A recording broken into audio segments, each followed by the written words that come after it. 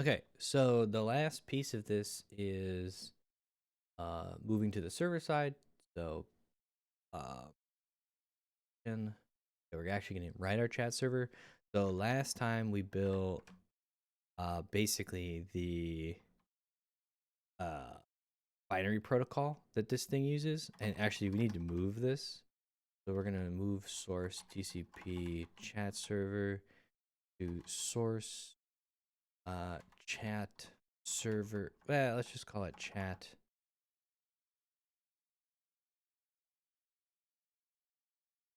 Call, I guess.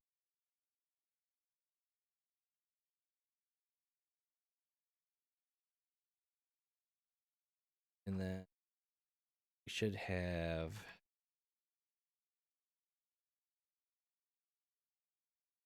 fail.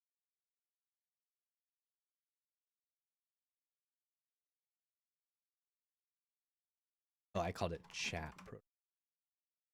Pretty close.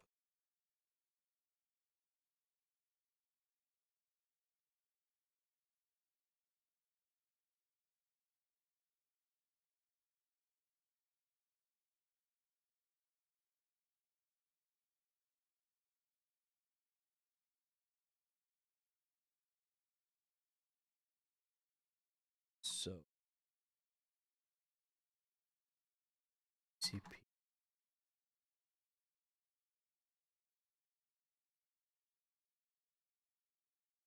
protocol. Now that should work.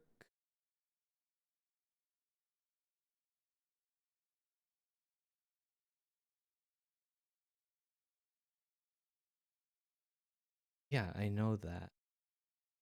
Um, okay, whatever. I don't. Maybe I can disable this with the. It says no code actions available. Okay. Anyway, so there's that. Um, we'll leverage what you learned in chapter 2. Let's create an acceptor. And our acceptor process needs to accept incoming TCP connections, just like the acceptor in the previous chapter. We'll do things slightly different this time. We'll supervise client connections. We'll do this for a couple reasons.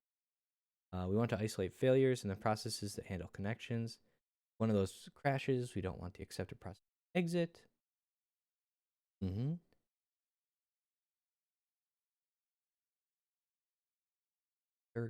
Great. Okay. So we're gonna create um, probably source chat acceptor, I guess. So we're gonna define a record. Isn't it record?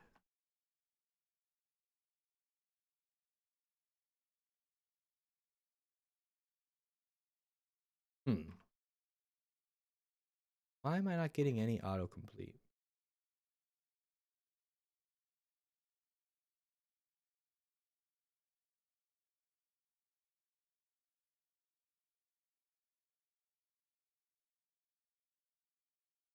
Record. Maybe it wants me to do.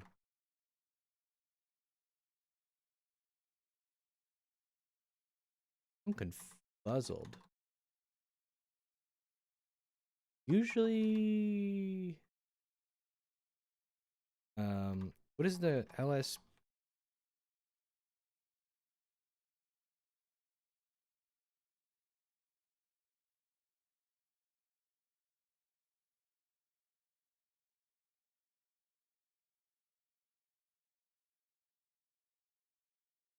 Uh,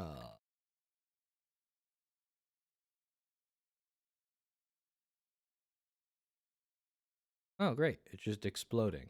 Wonderful.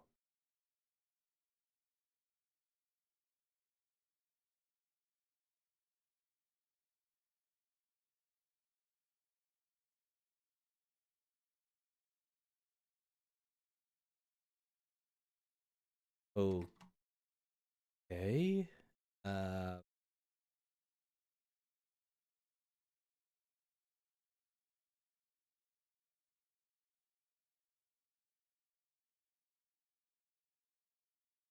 Oh, why it's exploding? Hey, Shu, how's it going? I really think that the mic low is on your side because like it's right prior to where I want it to be, on my side. So like I'm pretty sure that when I'm talking, this is around 20 decibels or something. 20?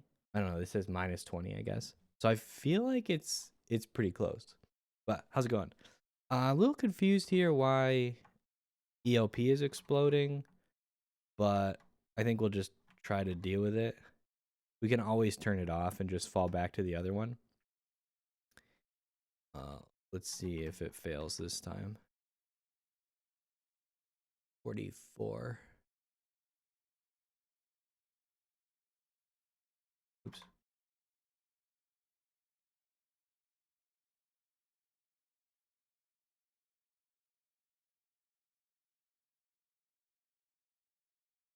No? Maybe? Hmm. I'm a little confused at why it's having problems.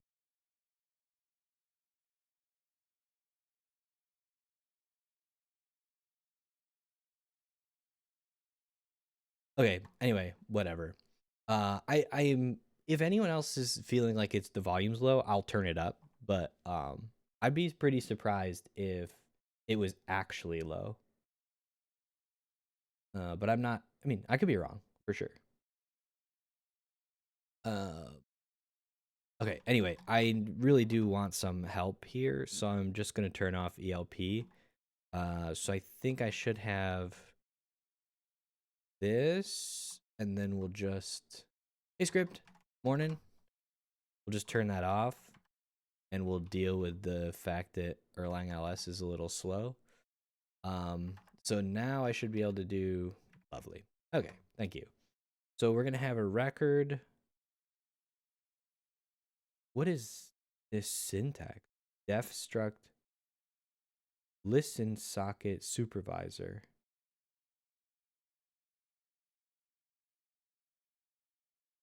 Okay, so this, I'm guessing this is like an environment fetch.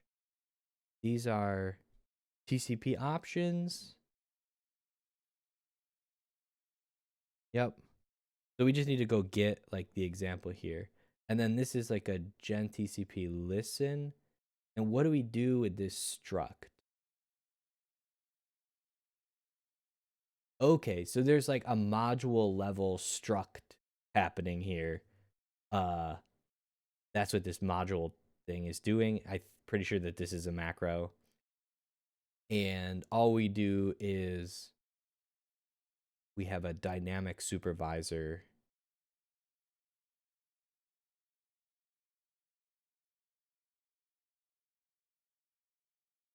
that gets run in this init function. Okay, so I need to go look up what is a dynamic supervisor in Elixir because I don't know what that means.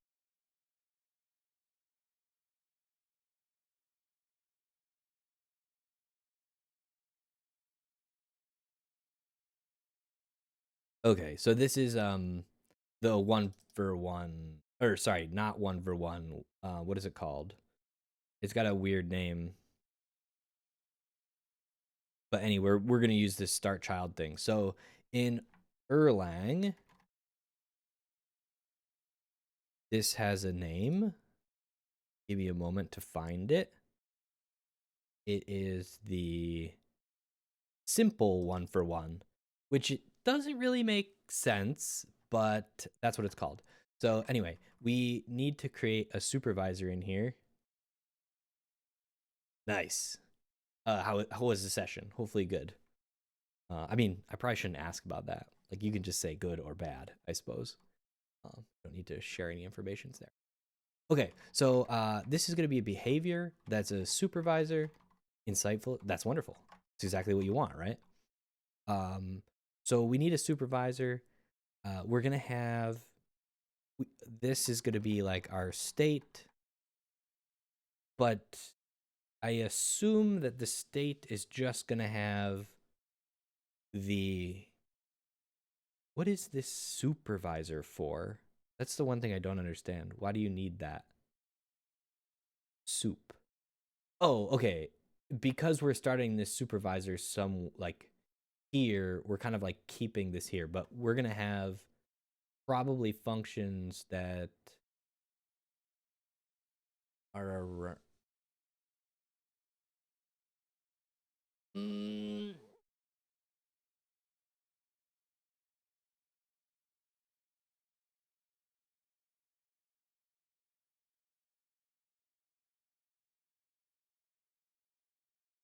yeah. So I'm trying to understand basically the structure of what they're doing in Elixir because I don't think I would do this in Erlang. So a dynamic supervisor is basically this simple one-for-one supervisor. And so you have this ability to like make child processes. And so I think what I'm going to do is have the supervisor maintain this state that contains just the listen socket, which is the TCP socket. And so we're basically just going to remove all of this. I don't know what the TCP socket returns yet. So we can type that in a second. And then I'm pretty sure that this just needs an init callback. So we'll write this init function and I'll probably just steal an example of supervisor because it's way easier to just do that. Excuse me. So we need init and we need start link. So here's our start link function. So let's grab that. And I'm just going to copy this init. What is this? Alt. Yeah, nice. Okay, so what we're going to change here is this is going to become simple 141. Okay, now are the children simple 141? Or is the supervisors? And are we starting any child specs? I don't think so.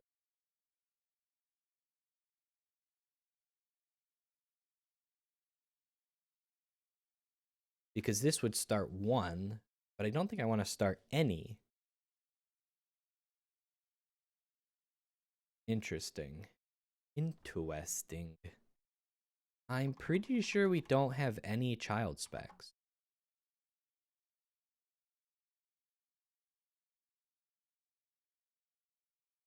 But I'm also pretty sure that the supervisor itself is 1-for-1. So it's kind of weird. Why did I have... I never understand why this is a thing. I don't really understand this at all. Like, why are we defining server? You just get that. Like, why not just call this module? Or maybe it's because you may want to change it in the future or something. So, okay. So this supervisor doesn't do anything, which is kind of weird. So I'm pretty sure that all child processes are dynamically added instances of the same process type that is running the same code. Yeah. So this should be 1-for-1. Okay, and let me read this a little bit further. So the same code is this, I guess. So this is going to be the... Okay, so in the previous, we start the dynamic supervisor and give it a limited number of maximum children. This is an additional security measure to make sure that we don't potentially spawn an uncontrolled number of connection handling processes. We're also storing the supervisor in the state so that we can use it later to start connection processes. The backlog option, line 12, I'll look at the options here in a little bit, is a useful addition here. By default, when you use GenTCP accept, a GenTCP listen socket only queues 5 clients waiting to be accepted. If more clients attempt to connect, they'll be refused. The number of clients that can wait in the queue is controlled by the backlog option. For now, we're bumping this to 25. Okay. we'll look at the handle info callback where we handle the internal accept message and implement our accept loop.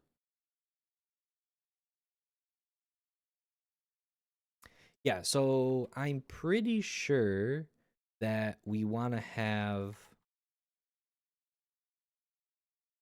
a child spec that is simple one for one. And we want it to run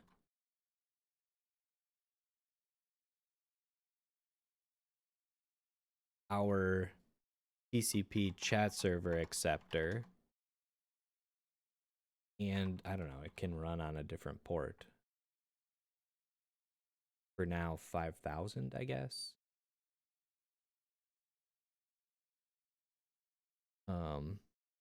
They all have to run on different ports. Keyword fetch, init options. Yeah, we'll just leave this 5,000 for now. That's probably fine. All right. And then this is our chat server acceptor supervisor, I guess. And we don't actually need this. And we need to export these things. So sorry, I've never really, again, I'm not a Elixir person, so I'm still trying to like learn. The book is, I should probably make a link for it really quick. Let's do that. Network programming in Elixir and Erlang.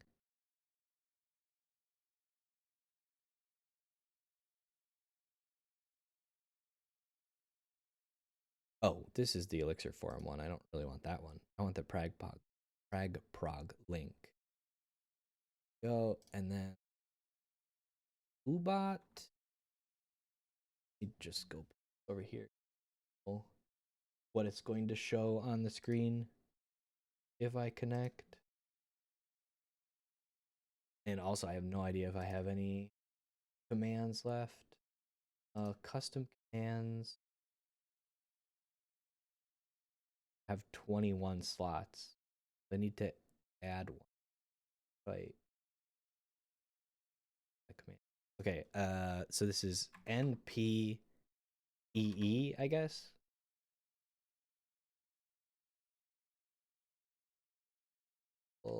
Here. Save. Okay. So now we should have npee. Oh, okay. E. There we go. Nice.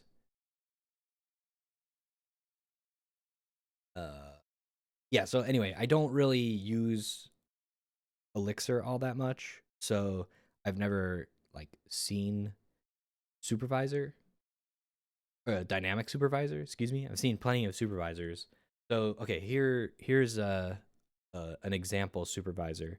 So you have the start link function, which we implemented. We have like a helpful function to create children, and then we init the children with the simple one-for-one strategy. So this is exactly like what we're doing. So I need to create this start link here.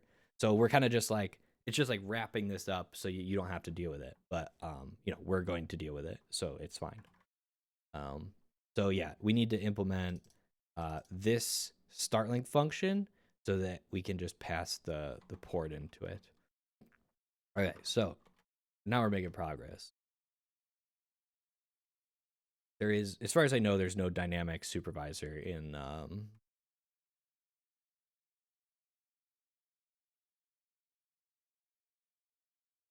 why is there two options? Oh, that's a snippet versus a keyword. Kind of interesting. Okay, so this is gonna be a gen server, and we need to have some exports. We need to write start link. This is gonna take option, I guess. So this thing is called an M module, F function, and these are the arguments. So they're given in a list. So we're gonna get the port as a map in the other end. So this is gonna give us port, this, and then we can run our gen server start link, local module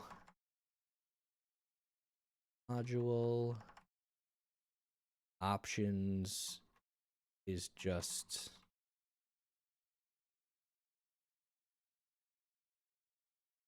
options.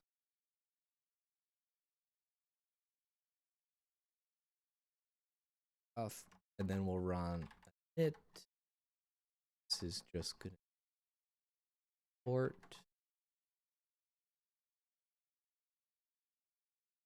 Okay, so now is where we need to set up our gen TCP. We're gonna say case gen TCP listen port.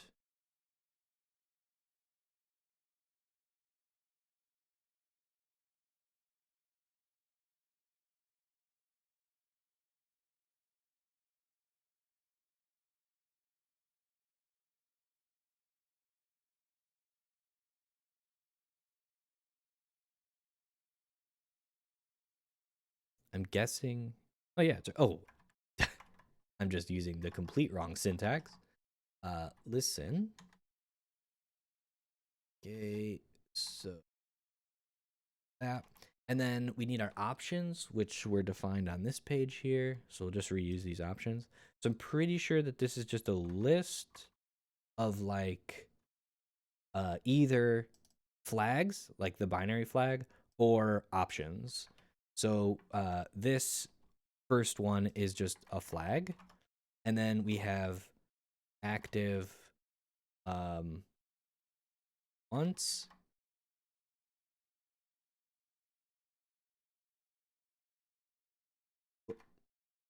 Why did that just randomly pop up?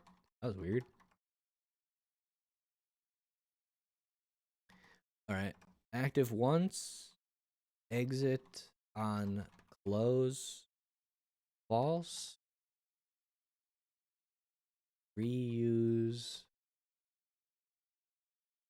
adder, true,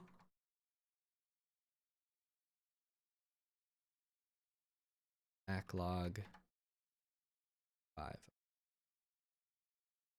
Okay, now why is this complaining exactly?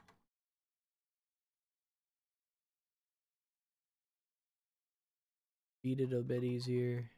So this closes this. Oh, okay. It's just complaining because it didn't work. All right. So we grab that, and then we can do okay socket. We're going to store the socket in the state. So we're going to create a record called state listen socket. And then we can say, why does it keep doing that? Okay. State listen socket and error reason stop reason this. Okay.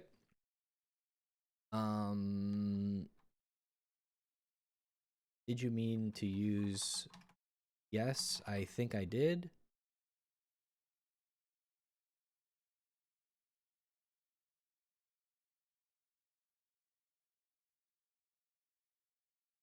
Oh, wait, what?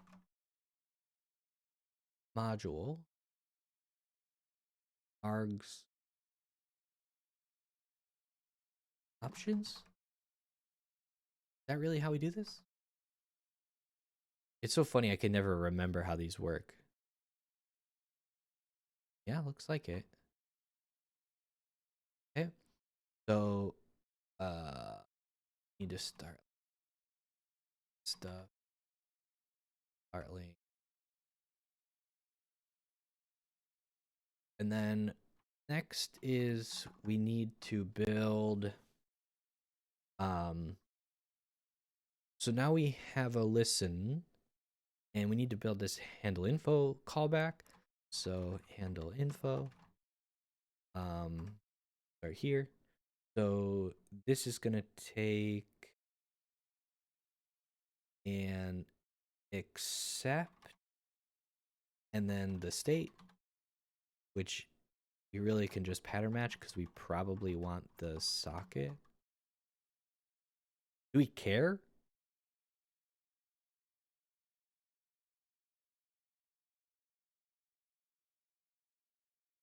We do care. Okay, so state, listen socket, and we're gonna say case gen TCP accept listen socket. I'm guessing this is a timeout.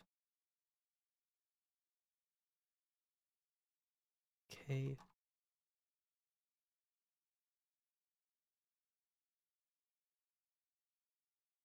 Okay. So we need to start our child. So we're gonna have to have a function. Line 12.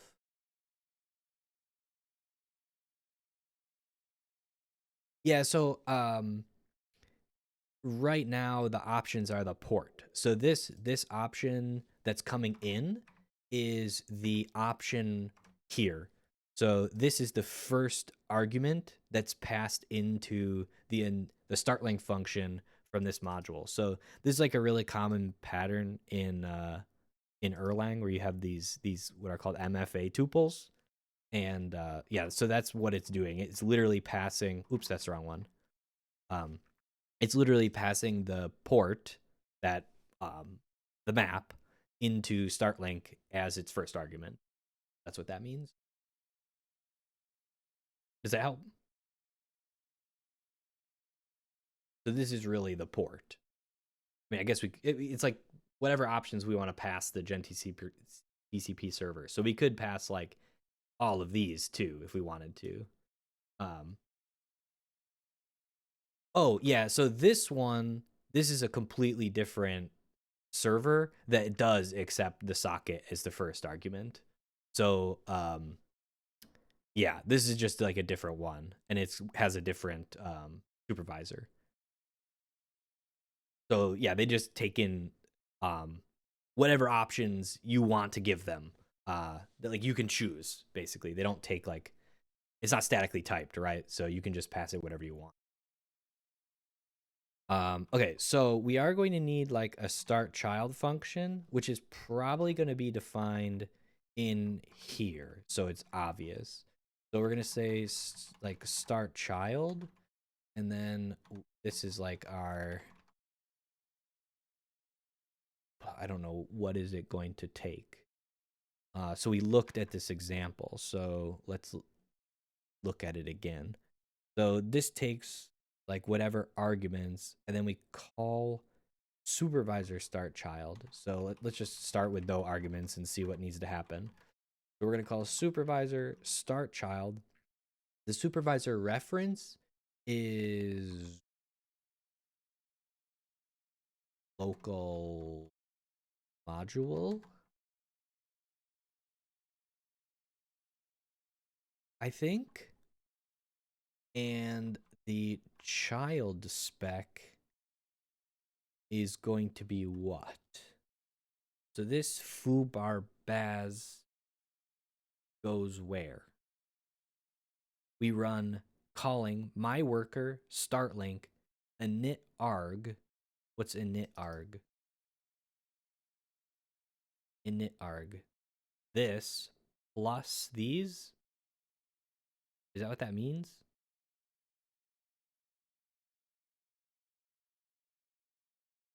Probably. So I'm guessing that this is just empty list in our case.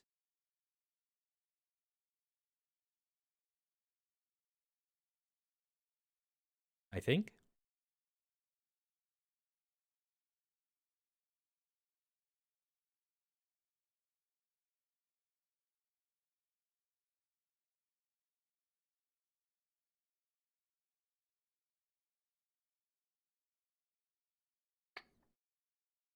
Not 100% sure. Because this spec includes the worker name, which is weird.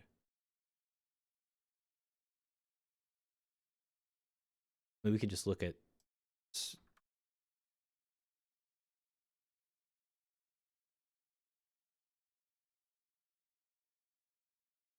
child spec or extra args. There are no extra args. So I guess you could have a second init function that you would like if you're starting a child that you would use there, I guess.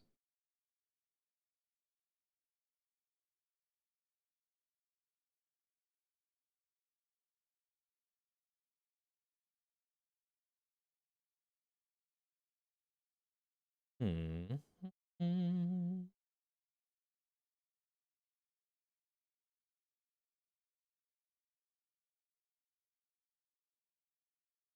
Oh, let's start here, I think. Because I'm not exactly sure what this needs to do yet, but we are going to want it. So let's do, what did I call this? Chat acceptor.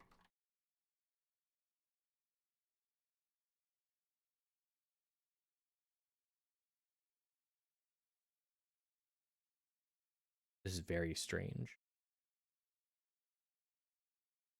And certainly not correct. So we'll deal with that in a little bit. Because like we're starting what I'm confused about is that we're starting a can you handle info in a supervisor? No. I don't think so.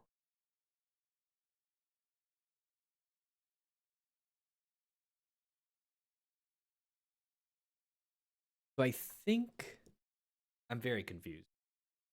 Because I don't think that this is what I was expecting.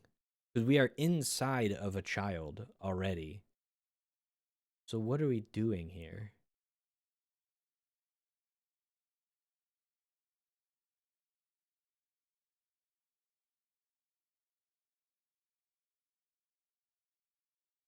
What is this doing? Let's just write this code down. Sorry. Okay, so yeah, we need to start a child, and then we're gonna say repeat start controlling the socket and the PID, and then send ourselves the accept message.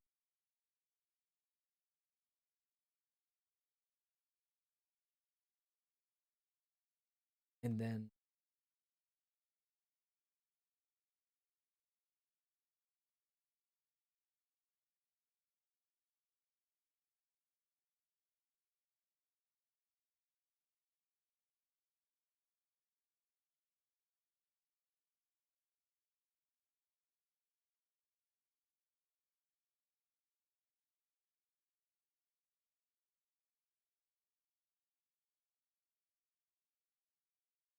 okay.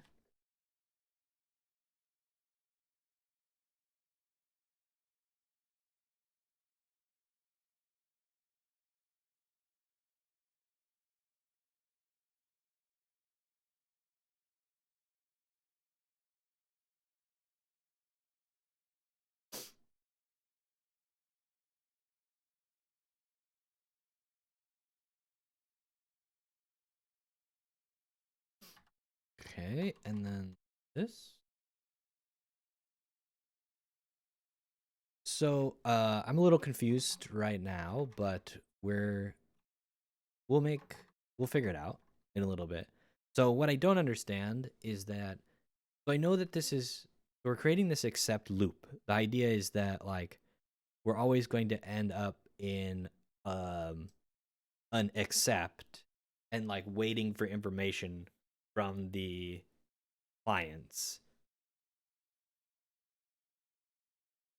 So we're trying to register.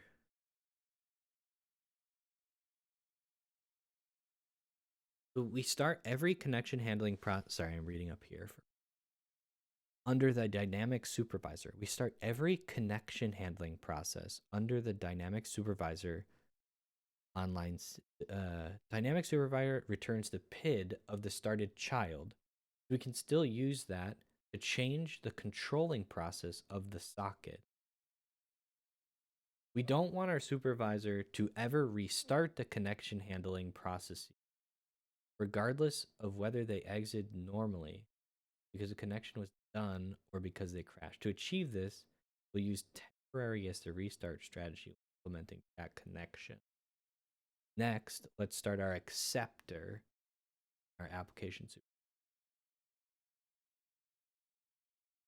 Okay.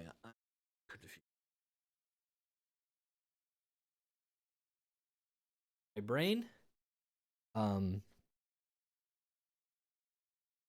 Let's go look at the other one, the shape of the other one.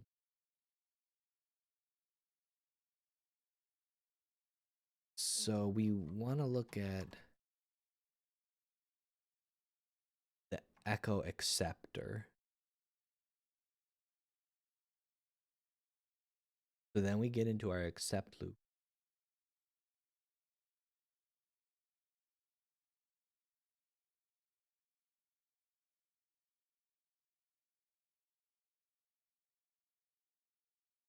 Then we're passing the connection.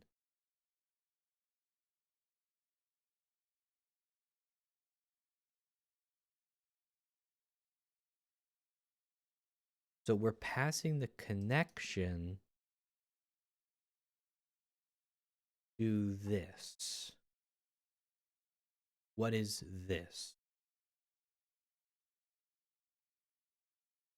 Okay. So this is what's actually dealing with the TCP pieces, and I'm guessing this is what's supervised.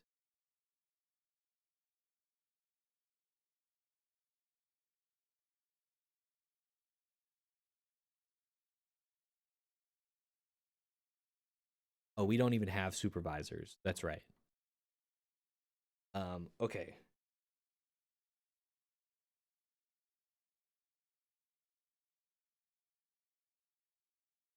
I have. All right. So there's some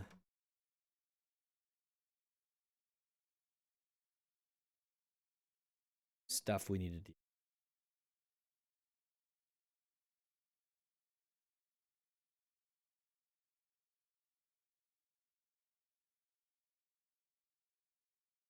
All right. So first, I think we're gonna have two child specs. We're gonna have the acceptor, and then we're going to have the connection.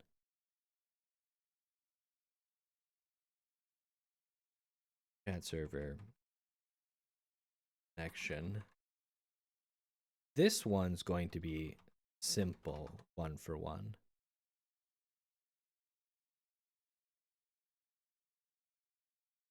Okay, I think. And then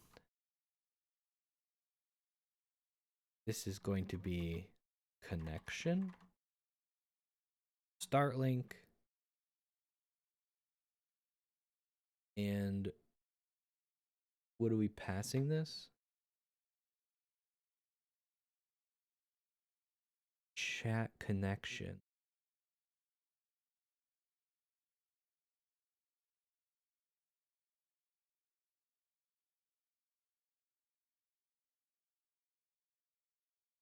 I don't like that this is not named. This actually bothers me.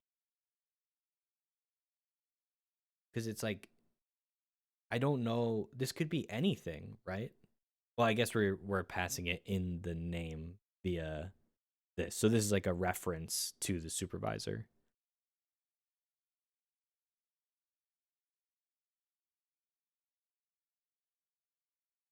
Okay.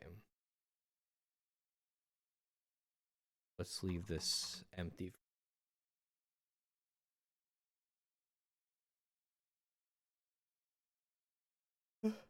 All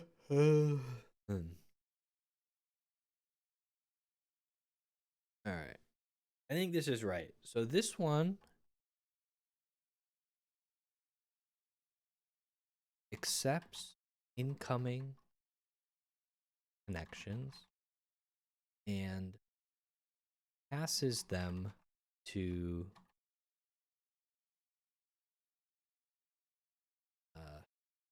this via gen TCP controlling process.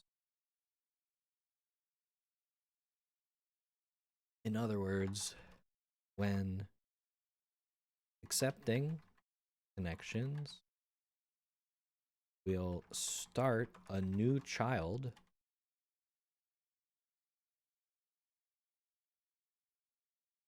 for this, and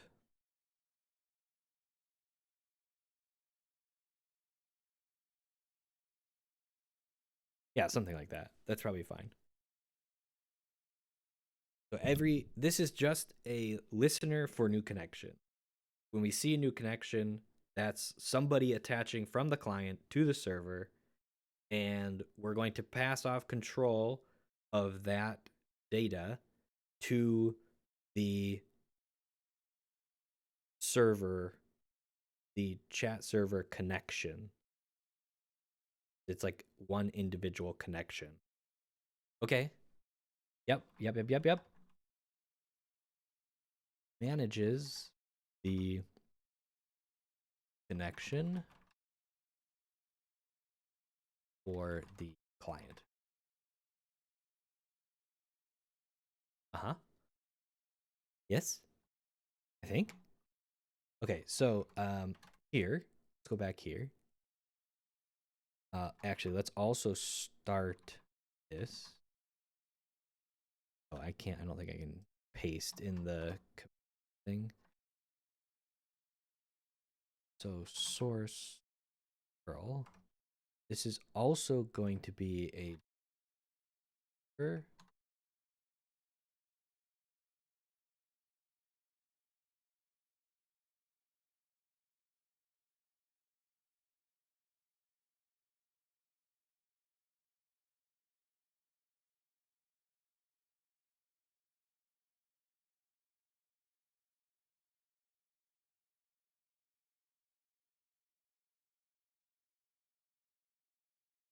I don't know args we need to pass it yet.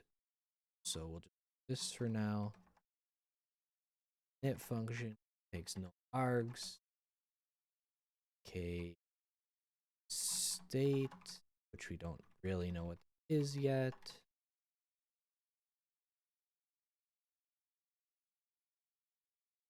Let's do this.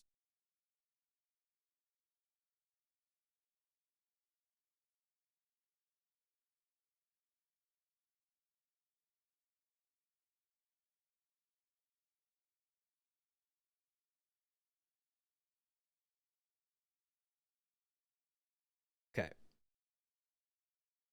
Yeah, so I'm like slowly piecing together what this is shaped like. I didn't understand how the like I now understand how the acceptor loop is and what its purpose is. Like we take the chat's connection. So you are going to be a chatter. You're going to connect to the server, and then we're going to pass your connection to another gen server, which is going to manage the connection and manage all the state for you. So that's what's going on. All right. So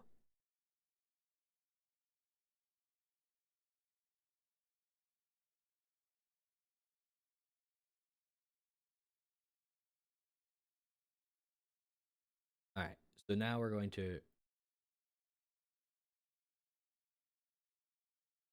write the code to handle register messages from clients.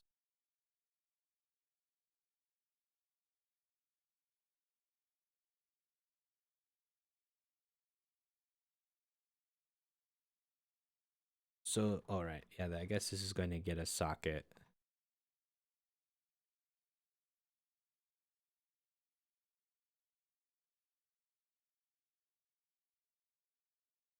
Because that's the date, like that's what we're going to be storing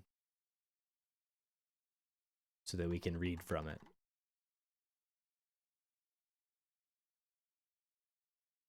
If we didn't have that, we would have trouble. Okay.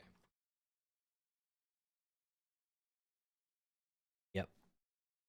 Hey, do I read that soggy?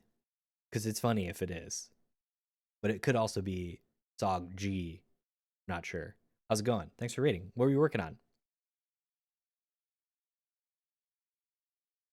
Hopefully Erlang, but I'd be surprised if you were also writing Erlang. Yeah. Honestly, it's a big raid. Like we don't have a lot of raiders ever, so I appreciate it. All right, so for Soggy, nice. Okay, that makes sense. But also like it could be something else. I don't know. Soggy Boy is a pretty funny name. How's it going? All right. Yeah, so right now we're kind of like working through converting this book. So the book is called, oh, I don't have it up anymore. Here's the link. This book called Network Programming in Elixir and Erlang. And yep, you can use that command to get the link if you need it.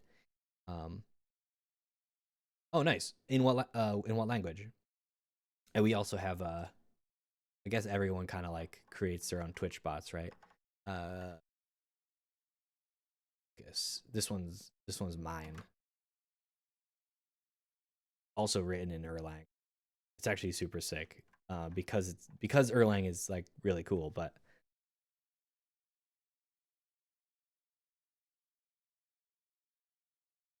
okay. Yeah, so anyway, right now we're like trying to deal with this picture. So let me draw you a quick picture. Uh,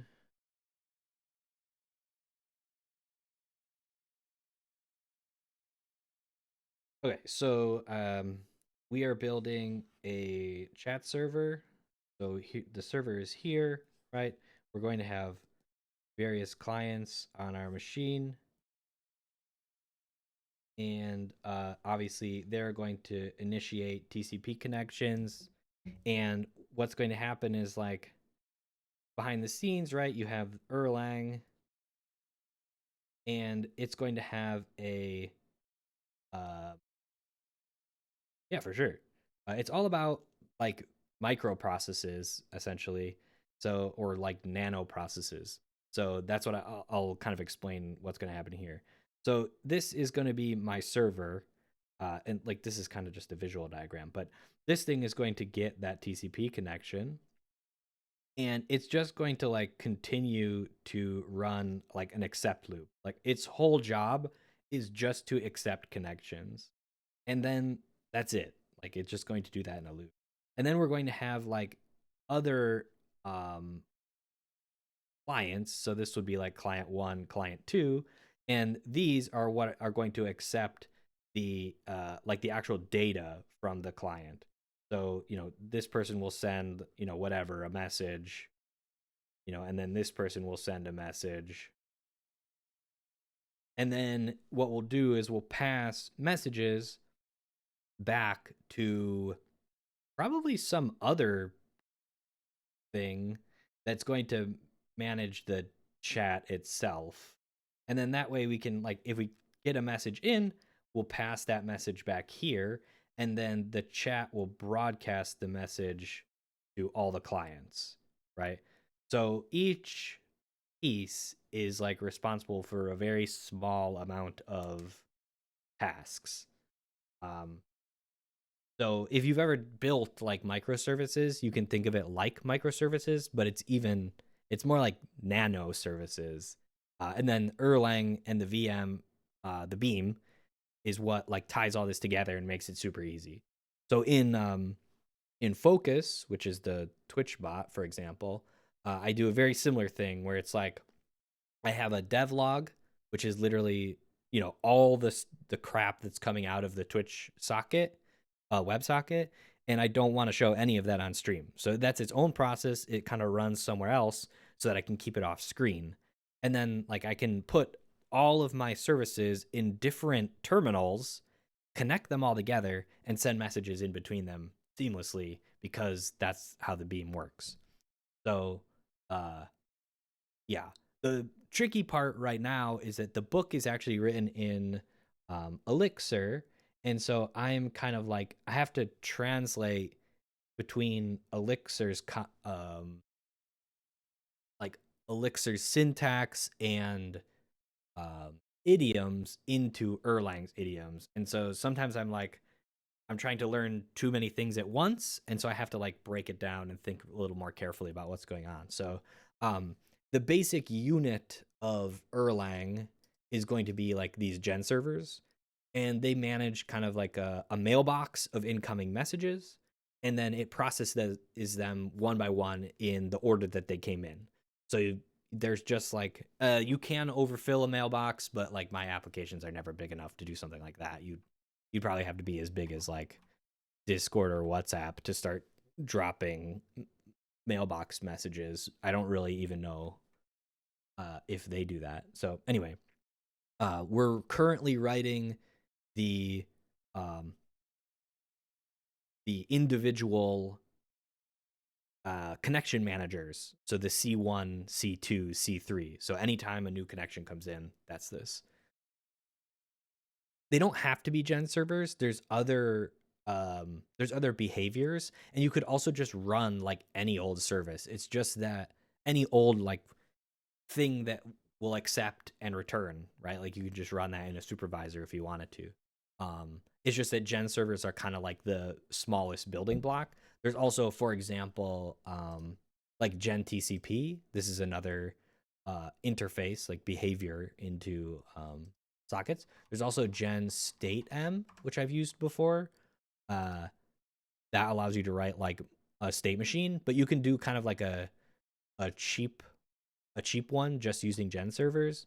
So it's kind of just like you have to decide if it makes sense for you to use gen state M, for example. I've never needed one necessarily, so most of my stuff is just gen servers because it's very, very simple. Like Focus, for example, is just every single service in Focus is just a gen server. That's it. And you don't have to run them in separate places, but you could. Speaking of which, I do need to run Focus in this project at some point. All right, cool. So anyway, now we're working on this connection piece. So behaviors require you to implement some sort of functions. So in this case, it's telling me I need to implement handle call and handle cast. So these are like the way you send messages. So handle call is a synchronous message. So you're going to get like a message and it's going to come from somewhere. So that's like who sent the message. And it always has its state. So these are always going to be like, oops, this goes here. So you have to implement these. It's required. So I will just do that. So we're going to implement handle call and handle cast. Handle call is a synchronous message. Handle cast is an asynchronous message. So you'll notice that it doesn't have a from because it doesn't care who it came from.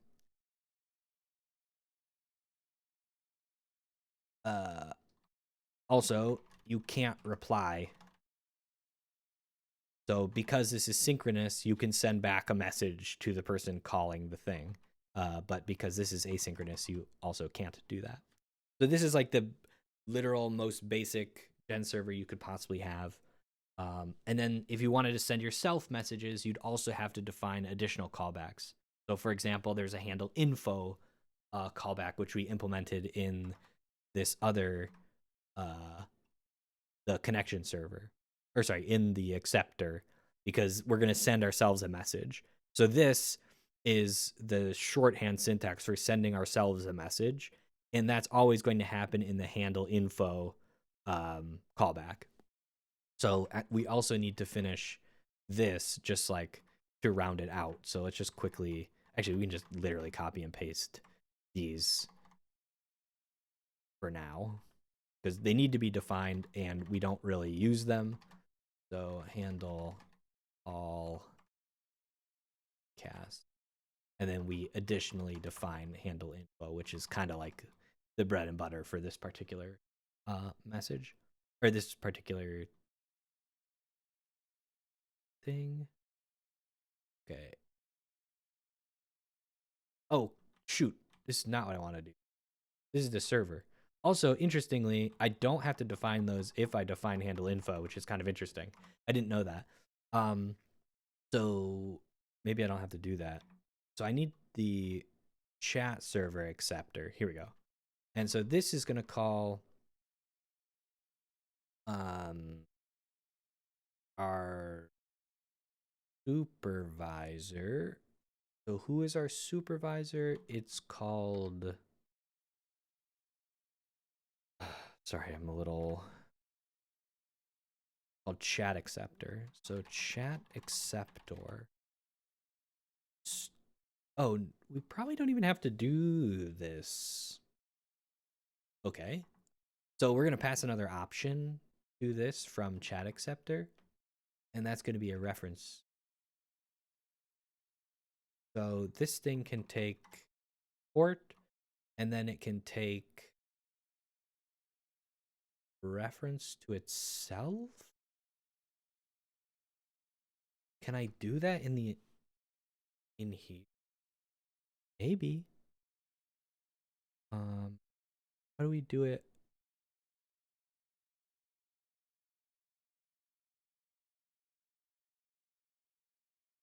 Hey, you can do that. I guess we just do like supervisor self. And then in our acceptor, we have our options. So we can store our supervisor.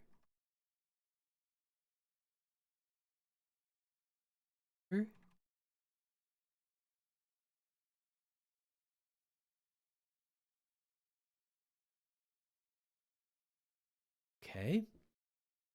And then that way we can just do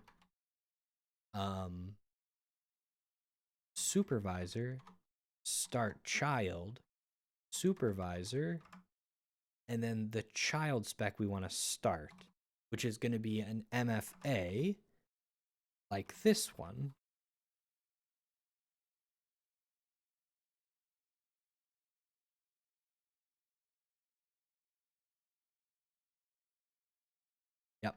Yep.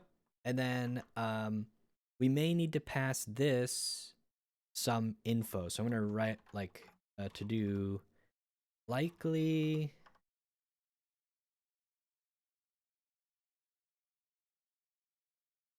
requires some question mark. Oh, I need to. So, okay, I'm going to change this a little bit.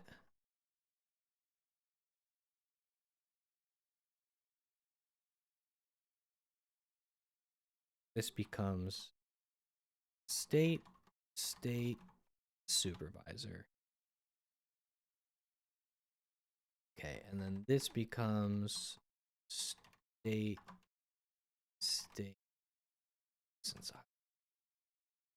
Okay, so this is how you like index into these records, or not index, call fields from those records. All right, so what's this complaining?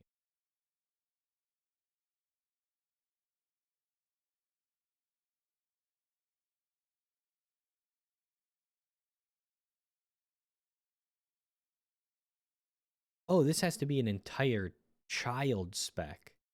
Okay. So let's put this in here.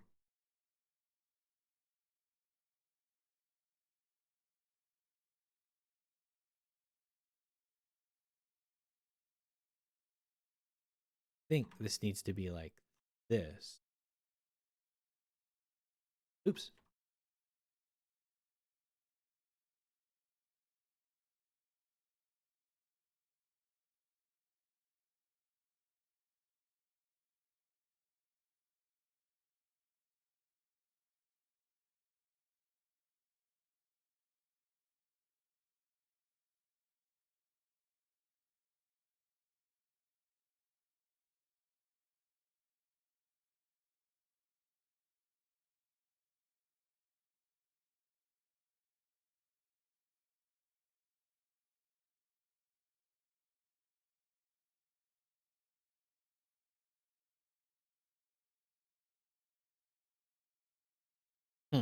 I'm confused. What's supposed to go in there?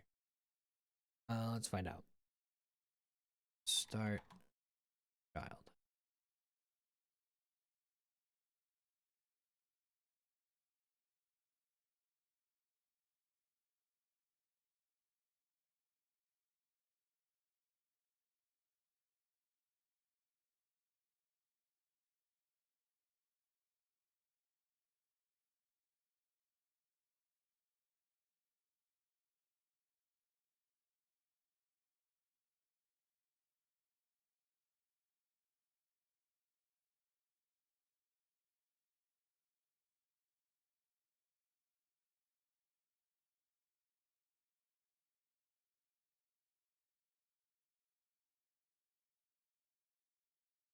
Hmm.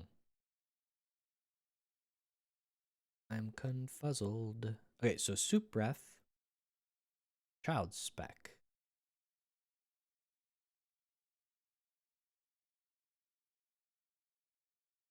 So this didn't work.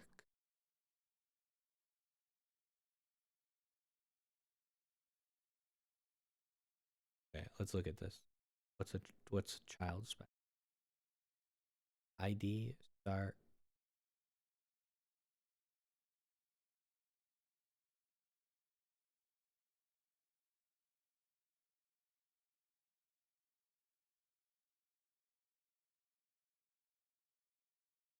So maybe there's no strategy.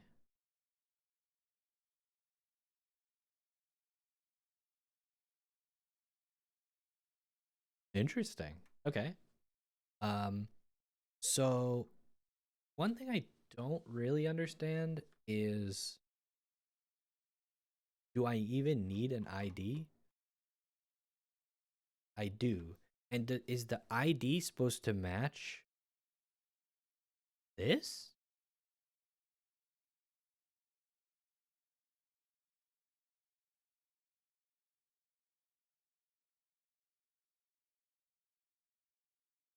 I'm very confused.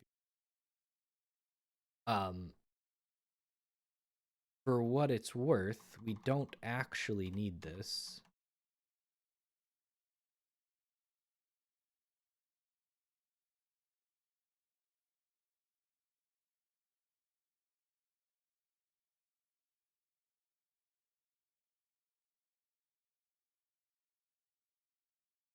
I'm not sure what this is supposed to be. So it says this, the child specification defined in init1 is used, and the second argument must instead be an arbitrary list of terms. So we don't, this isn't really a simple one for one, because we really want this supervisor to be started as well, because this is our acceptor. And then we want to start a child for every client. So the question becomes, what is the ID for that client? Because it can't be just the supervisor. If it was the supervisor, that's a reference to ourselves. So this would not, like, what I'm saying is I need to create like a unique ID here. So like what is the unique ID to start the child process? Question mark. Right? In the dynamic supervisor, it must just make that itself. So, okay, let's go back here. So what do we have available to us? We have the socket and we have the PID. Oh, well, this we don't have this actually. So all we have is the socket. So what we're going to do is we're going to run. Why? Stop that. We're gonna run chat acceptor start child with the supervisor because we need to know who is supervising us, and then we're going to add the socket, I think.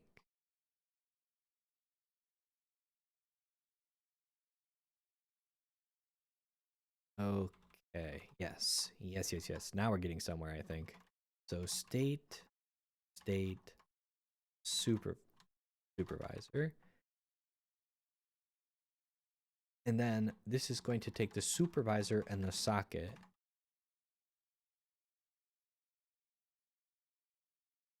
And then we need to create an ID. So the ID is going to be a TCP chat server connection. And then we need to like create a atom. So I think there's list to atom. And then we'll just start putting stuff in here.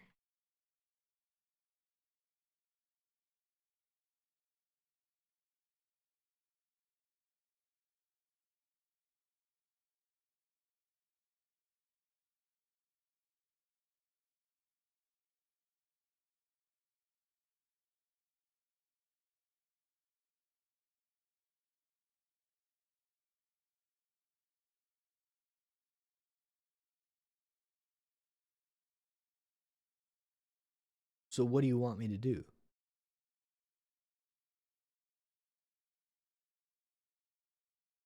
I don't understand, like, risk of atoms exhaustion. Okay. Can I make this ID something else? Doesn't this ID have to be a atom? We go to child spec ID, child ID. It can be a term. Pretty sure a term is anything. So I guess it could be a string.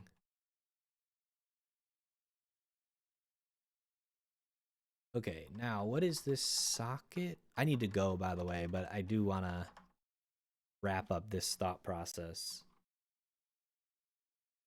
So a socket comes from GenTCP accept. So we need to find the function accept.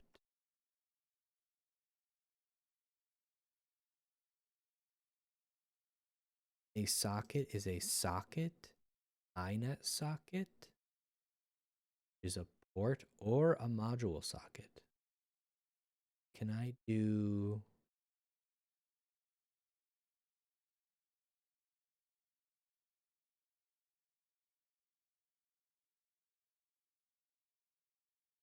All right, let's look for a socket.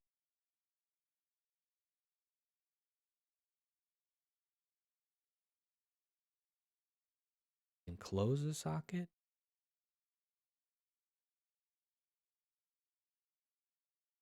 You can get ops. Get stat. I want to get like... Get information.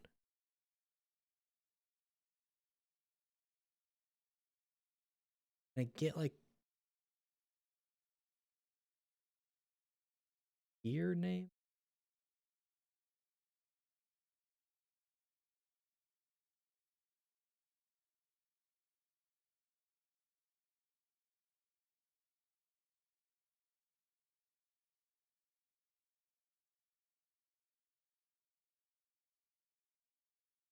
return the local port. Probably not it. What's a sock name?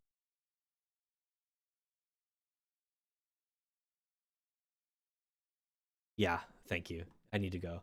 I I appreciate that you tell me what time it is, by the way, because I'm definitely like, yeah, I'll just keep going. It'll be fine. But actually, I need to work at 9 o'clock. And actually, work has been super fun this week because I've been writing parsers. It's been an absolute delight. So yeah, I think where we're at right now is here.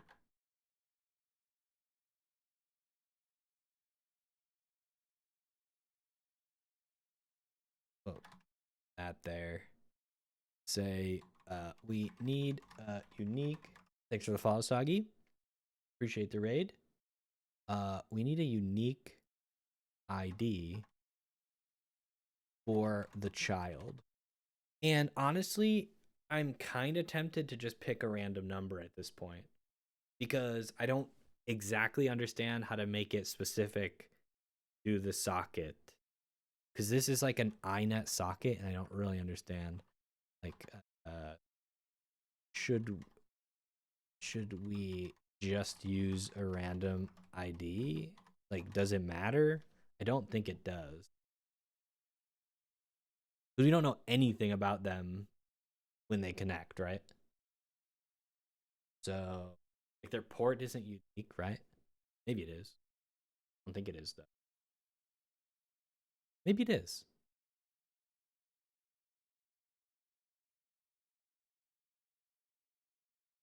Port?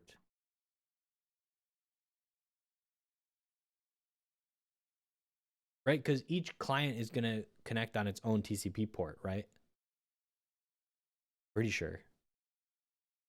So maybe that's enough. Anyway, thanks for hanging out, everybody.